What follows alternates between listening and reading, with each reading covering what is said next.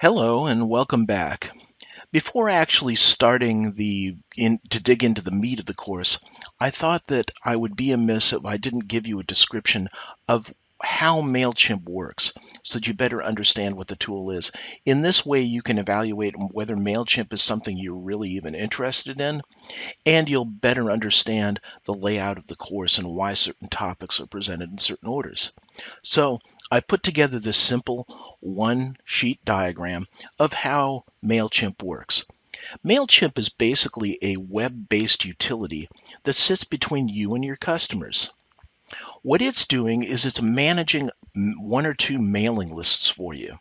It does this by providing you with the code required to direct people to a web interface that will allow them to subscribe to your mailing lists. Now, every mailing list comes along with a little click here if you'd like to unsubscribe, and it's very easy to unsubscribe from lists. That's why these are known as opt-in mailing lists. It's the most user-friendly way to interact with your customers via mailing lists.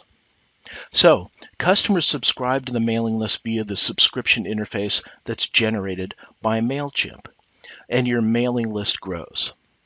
Eventually, you have a mail that you want to send out, so you interact with the Mailchimp web interface to build a beautiful, fully graphical HTML-based email, and then you say, go ahead and send it. Mailchimp accesses your mailing list and sends the email to all of the customers on the list, or to a subset of the customers on the list. Actually, you can maintain and create sub-lists if you'd like to interact with your most important customers. Now, how do you find out who are your most important customers?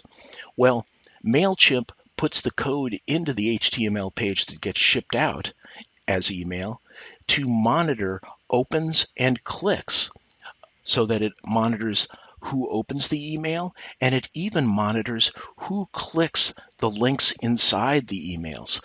So if you send out an email directing people to your website for further information on a particular product, you can actually see which individual customers are accessing that link via the reports that are generated by email from the open and click actions of the customers. So that's the complete loop.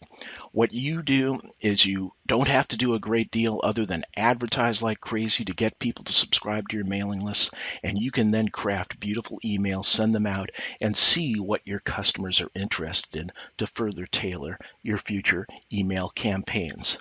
So as we go through Mailchimp, we're going to work on lists first, then we're going to work on campaigns, and finally at the end, we're going to look at reports and how to react to your customers' usage of your emails.